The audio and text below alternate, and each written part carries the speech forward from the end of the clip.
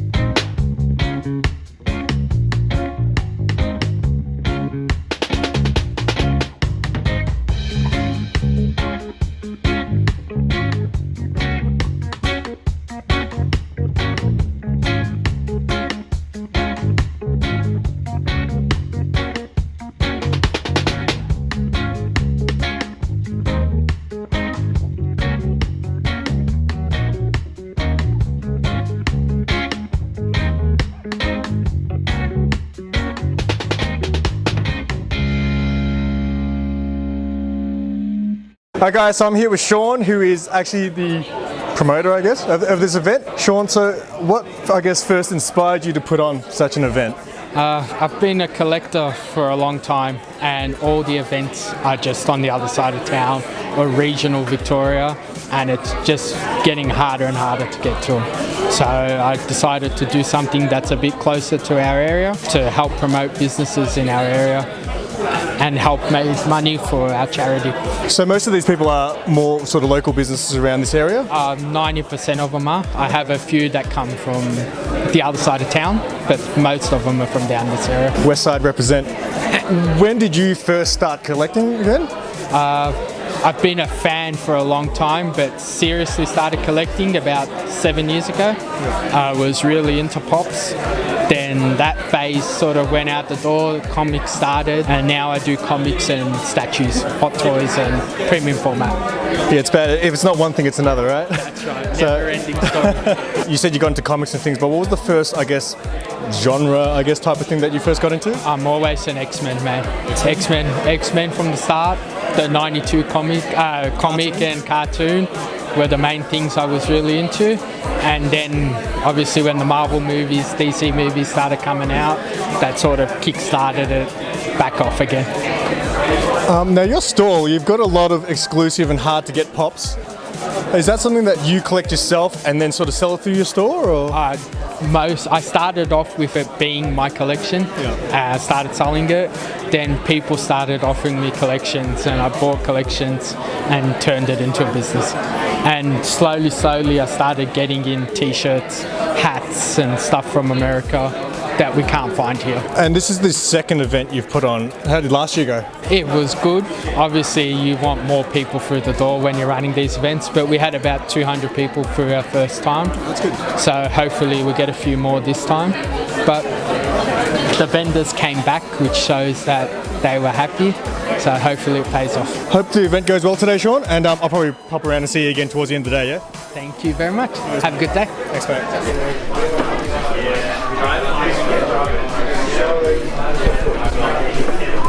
Oh my god, it's Mark from Big City Comics. We have to speak to him, right? Hey guys, I'm here with Mark at Big City Comics. Say hi, Mark. Hi, Mark.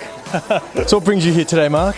Oh, you know, just a bit of comic book and pop culture nerdism, I suppose, and just to get my store out there. It's a local comic book fair or pop culture fair, and just to let people know that I'm in the area. You don't do a lot of conventions as far as I'm aware. This is actually my first one. I was so nervous and so anxious. I had an hour to set up all this. And mate, I am sweating bullets still. I'm hanging for that air conditioning to kick in, to be honest. There's one part that I think I'm going to love because I'm within the masses, and you know how much I love customer service. So I'm looking forward to the day, 100%. So what are you doing here? Let me ask you that question. Mate, I'm here to make the YouTube video to end all YouTube videos. No, I'm sharpening up my skills, mate. It's got Supernova next month, so I figured. Tests. So got to sharpen up those interview skills. I'm literally cacking my dax because I interviewed Shaun before, and I was like, what am I going to ask him? And literally, while I'm interviewing him, I'm like trying to think of the next question.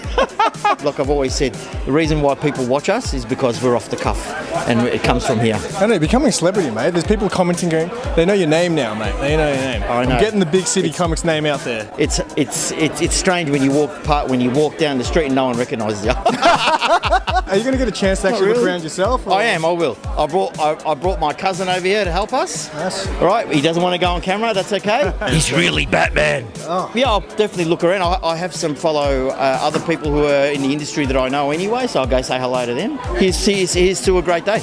Wicked. Hey, mate. I'm Simon. How you doing, Simon? How are you? How you doing? I'm George. RETROMAN Collectables. So how long have you been running your business? Oh man, it's gonna be probably about 10 years now. We're getting there now, you know, with time, yeah. And what first inspired you to start this kind of business? Well, first of all, I'm a collector myself. My dad is into antiques, you know, used to have a business, antique business, so I started going to auctions, you know, and getting into, once I found this box full of G.I. Joes, you know, and 80s stuff, like, oh, you know, brings you nostalgic, you know, as we say. That's how I started, man. Like, I think with like every collector, you know. I'm into vintage stuff. Unfortunately, you can see the new Comic Cons, you know, they don't bring much new vintage stuff now. Yeah. But I guess because the pricing is going high, you know, every time, which is good for us too, you know. But in a way, I always, even my daughter, you know, she's 8. She collects ponies, as you see. She's got vintage ponies at home. She's got old, you know, K-Bears, stuff like that. I know for me, you know, 80s toys and 70s toys are very special, obviously, because from my time. But I respect like all next generation, you know. It's all about what you like. That's how it is. You know, I've got friends that do just hot toys, for example. You know, I respect them too because they're my friends, and you know, and beautiful. Respect the whole collecting culture. That's what it is. That's what it is. You know, it's all about. But you know, we would like to see more vintage. Are a lot of the toys that you sell like your own, like from your own collection? Yes, I will. Of course, this guy's here. As you see, the original motor from 80s, 1980s, first, second editions. We got carded stuff, very good stuff. Yeah, like this original He-Man carded, you know, stuff that is very hard to find these days. You know? So we got a bit of a mixture, you know, like new stuff with the old stuff, you know, very much we're not just into one thing. We also got, as you see, for girls, you know. My Little Pony is huge, still, today. She's in charge of selling them, you know. We got Blighty dolls, these very rare dolls that they changed the eyes. They come out in the 1970s by Kenner Company. Very rare, you know. I found this little cutie yesterday. I said, oh, what's going on? It's like us, you know. So it's a robot. It's like a, you know, they call the Gobots, but it's not a Gobot. It's something else. It's a knockoff. My man there, David, he's a Transformers expert. You know, he says, keep it there. These knockoffs, they're more worth now than the originals. You know? So it's just, you know, I was gonna give it away to somebody, and I'm gonna, ooh, you know. So you find little treasures like that, you know, and it's a good thing. Always been the hunting, you know. All collectors, we got that, you know, inside, you know, that little child on us, you know, that, you know, bring memories, you know, we have fun. It's all about having fun, you know, bring the next generations, you know, coming in, you know. That's how it is, man. How you going? My name's Simon. Hi, nice to meet you, Simon. I'm Angie Spice. So tell me about your art. Tell me about your stall. So I'm pretty much selling my independent comic series here. I've been releasing it for the past 3 years. It's called Courier, The Adventures of Geraldine Barker, and it's set in Tasmania 1940s. So it's a bit of an adventure, female heroine. Yeah, you should check it out. I will definitely check that out. I mean, I can get it from the very beginning, which is amazing. Yeah. Tell me about that. Tell me, what's the process of, I guess, because I guess a lot of people are always like for example, I'm into comics, and I was like, I'd love to write a comic, but what's the whole process of being able to actually get one out? Well, I guess like you've got to make a plan and you've got to make some sort of deadline, because a lot of people get ideas. Everyone has ideas, but they don't execute these ideas. That's right. So people are like, oh, I'm working on a comic, and I think like a lot of us are really into that are into comics are really into movies and anime and series. So we get these big ideas of like writing long stories and universes, creating all that. You really got to start small, and I think a comic book's very achievable for anyone that really wants to get into that field. I guess like what you have to do is really just sort of give yourself a deadline. Like I gave myself a deadline of a month to create my first issue, and that really sort of just made me do it. Do you draw and write it? I do, yeah. Oh, that's great. That's great. And is this the whole series? Is it out in its completion now? I'm actually working on the final issue right now. 6 issues. Okay. Yeah, and that'll be released in a couple of months. How long have you been doing art for, or I guess animation and things like that? I'm not actually. I always wanted to be in animation, but I haven't actually been in it before. I studied a lot of art and media in high school, but since then I didn't study anything. I didn't even draw for a while. So you've really just gone out and just gone for it pretty much?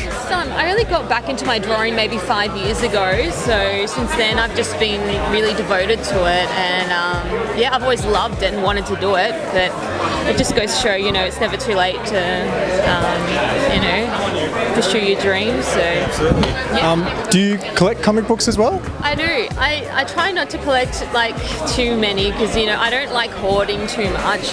I guess I read more manga than anything. The only thing that I've collected in completion is Dragon Ball, because I just love Akira Toriyama's work and his styles. But yeah, I collect like a few bits and pieces of comics and maybe styles I really like. And stories I like, and just little bits I can use in my own work. I just go to the comic book store or places like these, and I just find what catches my eye, and you never know what you're going to find. Yeah. Mm-hmm. Yeah, there's absolutely something for everyone, I think, in comics. But yeah, I'm absolutely going to pick some of these up later on. And yeah, it was nice to meet you. Thanks for doing that.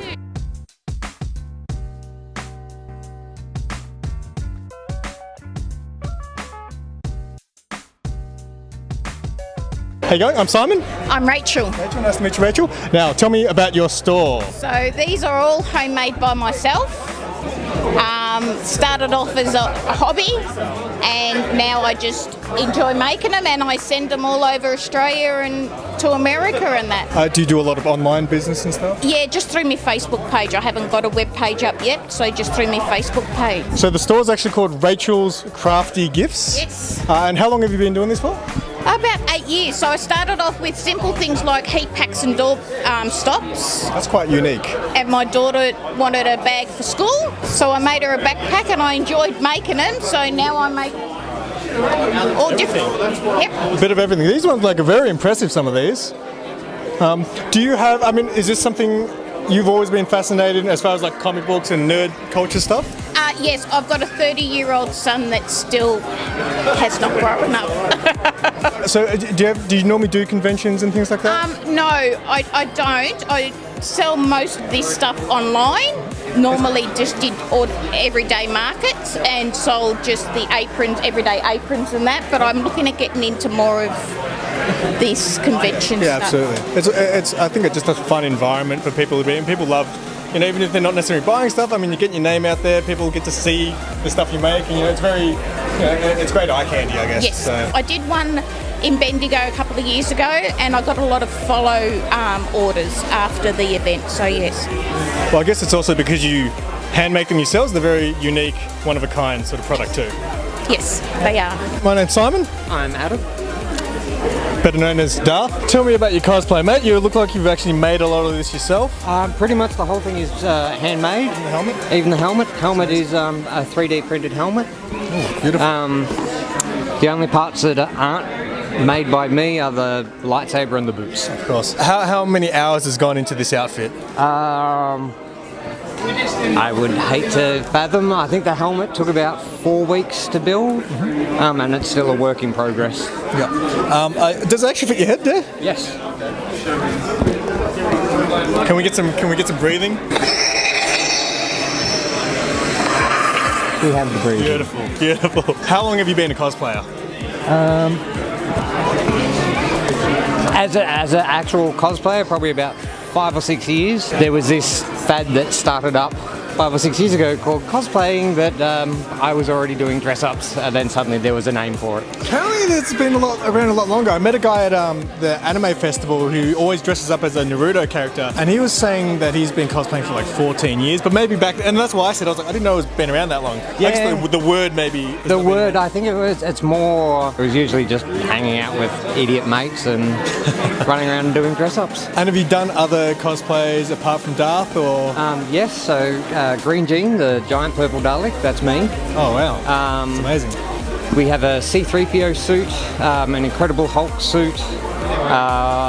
What else have I built? There's a Cyberman, a Tigger, a Fairy Penguin, and working on a General Grievous at the moment. Love it. Is Star Wars like the main thing that you sort of love? No, I'm a nerd through and through, so... Love it all? Give me nerdy stuff and I'm there. Beautiful, beautiful. It was nice to meet you, mate. Thanks for that. Thank you very much. I'd just like to thank everyone for coming out and supporting us today and for helping support the charity. I'm going to pass you on to Sharon, who's going to make a little speech. I'd like to welcome you all today and thank you for your entry fee of $2 that's being donated to Keely's Cause. Keely's Cause was created by Keely when she was 13. Keely is sitting up the back here. For children with autism and intellectual disabilities to receive iPads for education and communication. At present, there is no current government funding or NDIS assistance for the technology iPads for kids with autism and intellectual disabilities. And through Keely's own experiencing of getting lost through the school system, she decided to create the cause to help others out. To date, Keely has raised over $60,000 and has presented 99 iPads to children across Australia. We became a national charity at the end of last year, so we're very proud of her. Keely has also recently won some awards for what she's doing, so if you do know anybody that has autism or an intellectual disability that's struggling, please direct them our way and we'll see what we can do. The door takings were also donated to Keely's Cause, and today we, on behalf of Days of Future Pop Culture, we're going to present an iPad today to a recipient. So I'd like to welcome Phoenix Dart to come here, please. And I know it's a bit of a surprise, Mum didn't tell you, did she? But Keely's now helped you out with an iPad, so you'll be able to start effectively doing the work that you need tailored to your needs. You're now a member of Keely's Cause for Life, so any events that we have, you get in for free. And good luck with everything, and we hope that you are kicking goals. Thanks, mate. How you going? My name's Simon. I'm Tate. I'm Tate. Nice to meet you. Tell me about your art and tell me about your stall. Well, I mostly draw anime art at the moment, a little bit of painterly stuff. It's all digital. I use Clip Studio Paint, and normally I draw on my iPad using the Apple Pencil. A lot of it currently is fan art, but I'm slowly starting to transition to original art as well. How do you find drawing on a tablet? Like, I'm not good at drawing at all, but I've drawn on a tablet. It is quite odd, I feel like. Like, did it take time to transition from, I guess, pencil or whatever it is to being digital? It definitely varies. I started with a graphics tablet without a screen, so getting used to like the hand-eye coordination of drawing and not looking where I'm drawing. At first, I'd draw on paper and scan it so I could copy it digitally, but now I do just sketch on the iPad. It has the screen, so it's really easy to draw onto. And how long have you been, I guess, doing art, and when did you decide that you wanted to sort of do this, I mean, I guess professionally? I've sort of been drawing my whole life. Mum said I picked up a pen at 6 months and scribbled for the first time, so probably when I was early high school, year 7, I started deciding I wanted to do it more professionally, and I just slowly started taking it more seriously every year. I'm 23 now, so... Do you have any advice for someone, I guess, aspiring artists who do want to get into this sort of field? Like any advice? The main thing is practice. That's what everyone says, but there is also a right way and a wrong way to practice. If you focus on your practice on the stuff you're not comfortable with, being out of your comfort zone, compared to just drawing all the time, you will improve faster. You obviously do a lot of anime stuff. Is that your main thing that you're into, anime, or you're into other things like comic books or anything? Oh, it would be my main thing. I had actually hadn't watched anime for quite a few years and started getting back into it this year. Yeah, I play games as well. Games, anime, nerdy stuff, yeah, pretty much. Oh, yeah. How you going, Billy? Good, how are you? I'm good. You don't know my name, do you? No, I don't. It's Simon. So, I know Billy from when I first started buying comics from Mark's shop, and I just thought you were, a customer. And then I started seeing you at conventions, having a stall. I'd see you at Lobo's buying toys and stuff like that. So yeah, tell me about your store. Not much to say other than that I've been a big collector for a long time, and hard to leave some books in boxes sometimes, so I would end up buying a couple of each book sometimes. So now that I've got all these hundreds and thousands of comics, it's time to sell them, and it's time to make some money, and hopefully make some people happy and make the wife happy at home too. Do you mostly just do conventions? You don't have a store or an online store at all? No, Just no conventions? online, just conventions or book fairs, stuff like that, and not even big conventions. It's more, meeting people, etc., and exchanging numbers and filling in people's gaps runs and stuff Yeah, like that. exactly. Yeah, cool. And you're from the States, right? I'm from New York, from Brooklyn. And how long have you been here? 7 years now. 7 years. And obviously before you came here, did you go to conventions and stuff over there? Not as many as I would have now. The big 90s phase kind of killed the comic book market, so I was out of the market for a good 20 years, I would say. And then I somehow got back into it, and I've been doing it since. So have you gone back home and gone to like things like New York Comic Con or anything like that? Yeah, of course, I do. I used to do what we're doing right now. We used to do some video. Yeah, nice. Yeah, I've been to a number of their conventions, which of course are... Hey, they don't quite compare to anything like this, right? No. When you got big YouTube celebrities like Mark over there and stuff like that. No. So, like as far as like obviously being a collector, do you have like a comic that you cherish the most that you would never get rid of? X-Men 141, 142, signed by Claremont, Byrne, and Austin. So I happened to be in, I don't know if it was one convention or two conventions, but those were my prized books, and I loved John Byrne's art for like the longest time. They all signed them, and it's one of those things where I'll never let go. I'm happy with just keeping, you can give me 10 Stan Lees, and I would still keep that book.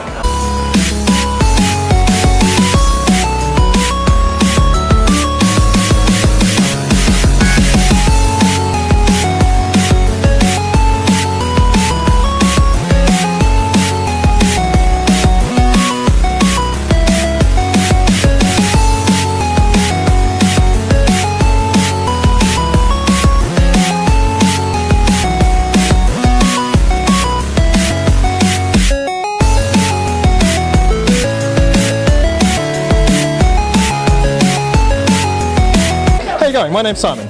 Samantha. Samantha, nice to meet you. Nice to meet you. Now, tell me about your store. Okay, so this is TITCHY YOSIE'S, which is me, and I hand make everything that's here, from badges to key fobs to bibs and do-rags and all kinds of stuff. So basically I started doing this because I wanted the stuff for myself. Couldn't find anything in the pop culture style that I wanted, so I started making it for me, and then it kind of grew from there. That's a great idea. How long have you been doing it for? So I've probably been doing it for around about 5 years now, but I've only been doing conventions for about 2.5 years. Do you have a main attraction? Like you've got a bit of everything pop culture wise, but are you, more of a comic book fan or more of an anime fan or a Harry Potter fan? Me personally, I am a huge Harry Potter fan, but I also love anime. As far as people who come and buy my stuff, it's a bit of everything. Like there's a lot of people who love Harry Potter, and then there's a lot of people who like all the comic book stuff, especially like Batman and Spider-Man and that sort of thing. Cater for everyone, right? Yeah, but I like to cater for everyone. You do conventions normally? Yes, yeah. And do you like to do these sort of smaller ones? I do. I've done the bigger ones as well, but I do tend to like the smaller ones because you get more local people coming, people that don't necessarily want to go to the big conventions. They generally come to the smaller ones. Yeah. And you're part of, I guess, this community. Yeah, in a sense, definitely. Well, I started off doing smaller conventions. The other stallholders and that, it's become like a family. It's like an awesome community. Awesome. Do you have a favourite item that you like to make? It's really great that you make it yourself. It's very unique. You can't get it anywhere else, guys. But is there a favourite thing you like to make out of all this great stuff? See, that's really hard. Like, what was the thing that you made that made you realise, you know what, I could do this for the public? So my hair scarves, which I'm wearing one, that was the first thing that I started making. And from there it kind of grew. Then I started doing the do-rags, which I actually started doing these. A customer of mine, her mum had cancer and needed something to be able to pull on and off without having to tie it. So I fashioned a pattern for it and made it all up and thought, you know what, these are really awesome. But I think my favourite thing is probably the key fobs. I think just because there's so many different things that I can do and it appeals to so many different people, which just really makes me happy. But yeah, I think the fobs are probably one of my favourites. How you going? My name's Simon. Hi, I'm Cristina. Cristina, nice to meet you. So tell me about your stall and tell me about your art. So I've been doing conventions for about like 5 or 6 years now. I just love doing like pop culture inspired art or like originals, mostly like witches or like demons and stuff. Yeah, that's what happened. So you've been doing conventions for a while. Do you do many of these smaller sort of ones as well? Yeah, I love doing, especially like the rural ones or like Shepparton. Just they're more intimate and smaller, and the community is really cute and nice. Yeah. So how long have you been actually doing art for? A long time. Like since I could possibly start. Did you get to a point when you realised this is what I sort of want to do as a profession and things like that? I think I took a gap year and then I was like, oh, you can be an animator as a profession. And then I went and studied animation and now I work professionally as an animator and illustrator in Melbourne. And this is also what I do. So I'm like, I can't believe it's an actual job, and now I do it. Yeah. I guess for people who want to get into this field, how long did it take for you to, I guess, from the start of when you started, I guess, studying animation to being able to do this as a job, in a sense? Well, it's always different for everyone. Like, some people just get it straight away and stuff. Well, like, specifically for animation, it's different. Like, you kind of need to keep working at it after you graduate, or one of the lucky ones and you get a job straight away. But I don't know, I think it took me like a couple years till I got like a studio job. Otherwise it was like freelance and stuff. But with like conventions, I think it took me a couple years again to really get a foundation of what I do. Yeah. Now I see you've got some My Hero Academia stuff here. Do you have like, I guess, a certain genre that you sort of prefer or more into, like you're more into anime or more into comics or anything like that? I think I'm like evenly spread, like anime and comic books, fantasy, like I just love it all equally. Yeah. That's a good answer. Well, it was nice to meet you.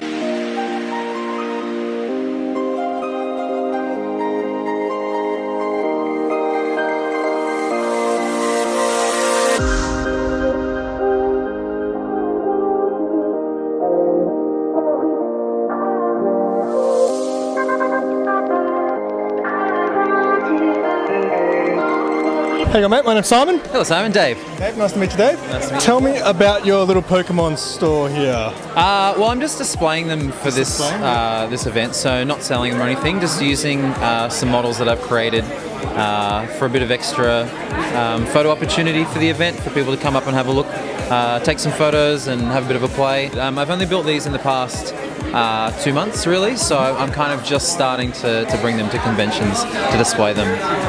How long does one of these take to put together? From like initial concept and design to building it, probably maybe about 16 hours minimum. They're pretty complex. When you're dealing with something as iconic as Pokemon, you need to make sure they are as accurate as possible. Otherwise you get torn apart. Yeah. So no room for errors or anything like that. A lot of planning goes into it. You then order the bricks online as well, and then the time to actually build it also. So these aren't like it's not like you buy these in a pack and this is how you build it. Have you literally just gone from scratch and yeah. So it's every single one of the builds that I do is all from scratch. So there's no instructions for any of these models. They're all designed by myself. Why Pokemon? Everyone loves Pokemon. I think it recently was one of the most successful franchises. Of the past decade or something like that. I heard it was all time. My friend told me yesterday. I was like, wait, bigger than Star Wars? And he goes, bigger than Star Wars. Yeah. I was in primary school when the original Red and Blue came out, in English. So it was all really loved Pokemon for a very long time, and everyone loves Lego, of course, as well. But there's not that many people who are building life-size models. So all of the models that I've been working on are based on as if the Pokemon were real life animals, or in Pokemon in the real world. So building them at the same size, as not just like a little scale model or anything like that, but the actual life size. I could use some of these in my Red Hood videos. I have a weird video series where I cross DC and Pokemon. Oh, okay, that's cool. It's very bizarre. I noticed that no one was really doing anything of this scale when it came to Pokemon, so I wanted to do something quite unique and quite challenging. They take a lot of time to do, about 16 hours each, so you're looking at minimum 60 hours of work for the four that you see in front of you. But are keen to just keep making them. Have you made videos? What have you building? Like a time lapse sort of video? No, I haven't done time lapse. Great idea. Yeah, it's just because the time lapse is so long. It's a 16-hour time lapse, so it's just it's a long time lapse to fill. All right, I'm absolutely spent. So, Shaun, how do you think the day went? So far, it's been good. I'll be able to get a proper gauge at the end of the day, but it's been a success in my eyes. Do you think it's more successful than last year? Well, I just had a quick look at the numbers through the doors.